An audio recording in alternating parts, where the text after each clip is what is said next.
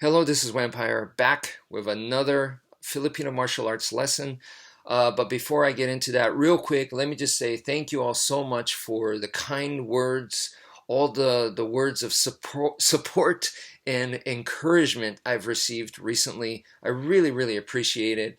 And yeah, don't worry, I'm going to keep marching forwards. And yeah, so let's get right into it. I was looking at a training video that I recorded with my student from about 2 weeks ago. Okay, and in that video, I'm using something like this, okay, or maybe like a focus mitts, that type of stuff, and I'm throwing attacks, boom, boom, like punches, and these are I'm throwing like combinations. I'm not stopping after one, so they're combination attacks, some are big swings, and I'm just throwing those kinds of generic, common type of attacks to my student. I'm feeding them, and his job is to use the Heaven 6 to defend himself. And the Heaven 6 is something that we do all the time, and it's not just for weapons, it's also for empty hand. And I feel that if you understand the empty hand aspect of the Heaven 6, it will only make your weapons Heaven 6 better. And you have one system to use in weapon situation or without weapon situation, which to me is simplifies things. That's awesome, right? And that's the benefit of Filipino martial arts. So anyway, yeah. So one of the things that you got to do is when you first learn the Heaven 6, you learn it like 1, 2, 3, 4, 5, 6, very big, exaggerated movements. And that is because the bigger the movements, the harder it is for you to get confused. As you start getting better and you start moving like this, then it's much easier for you to get confused. Your arms are like right here and stuff, and you go, okay, well, wait, which hand goes? And bad habits can happen and whatnot. Therefore, when you start noticing you start getting confused or you break off of the form when you didn't want to, go back to doing the Heaven 6 with the big motions, and you can't go wrong that way. Just take it slow. And my friend just recently told me, what did he say? He said, slow is fast. Oh, I don't even remember. Slow is fast, smooth is faster, something like that. And yeah, slow leads to becoming smooth, and smooth is the speed that you want. It's not, I'm going to be fast. You want natural speed, okay?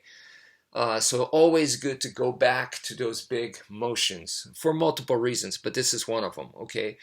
And the thing is, though, when the punches are coming at you, when the punches are coming in bunches, you cannot defend that way. If you're doing one of these, like these big circular beginner level kung fu type movements, well, it is beginner level, and that's not gonna be effective in a real life situation. What you're gonna have to do is pretty much like what I was teaching, is that your Heaven 6 arm position, instead of here, turns into like this, and you're just going to be doing this, boom, boom, boom, boom, boom, like so.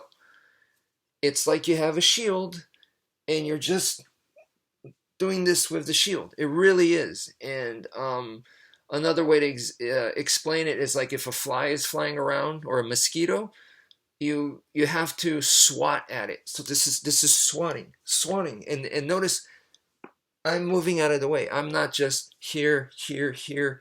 It's so there's the head movement, and that's exactly what I'm doing. Okay, and then from it's still, believe it or not, the Heaven 6 is still there. Boom, boom, boom. It's still there, but it's much more compact. There's using now the starting position, the stance, this over and under starting position, using this as well. Boom, boom, boom, boom, boom. Okay, and if I need to, boom, boom. You see, they'll move individually too, or together, like I said, and that's using the Heaven 6 itself, the starting position. That's the way you got to go, because it's too fast, and that's number one. That's the modification you have to make instead of just doing Heaven 6 like like this. This will never cut it, okay? Unless you have the distance and the time to see. But once you're getting into medium range, it's just not realistic. The next thing is, if you stay there, remember, it's coming in, the punches are coming in bunches. In other words, they're combinations. Even if they're sloppy, it's still boom, boom, boom. You know, there are all this stuff coming at you.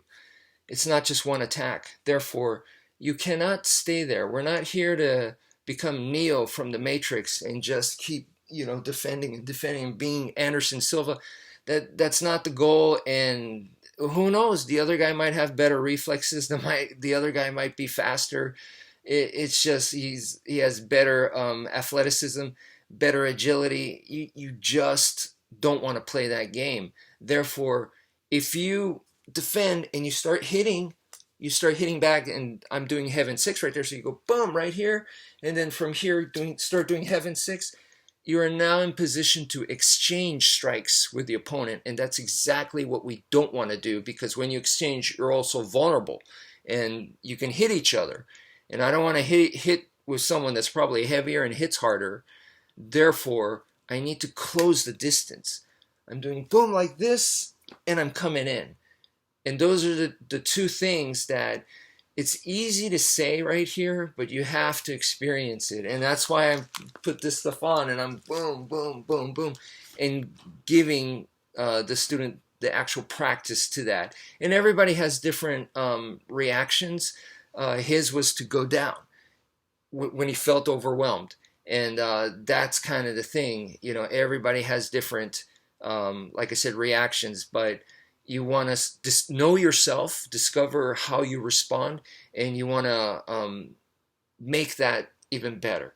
So anyway, that's it for now. Thank you for viewing, and take care, folks.